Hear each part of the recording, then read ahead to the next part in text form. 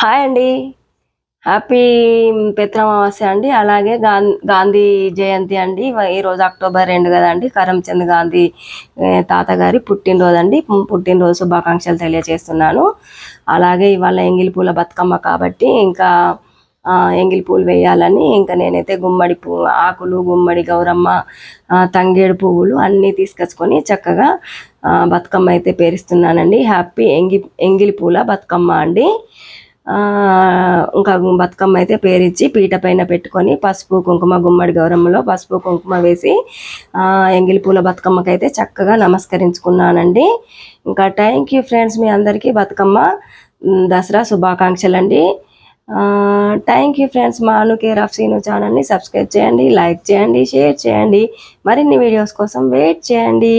ఉంటానండి.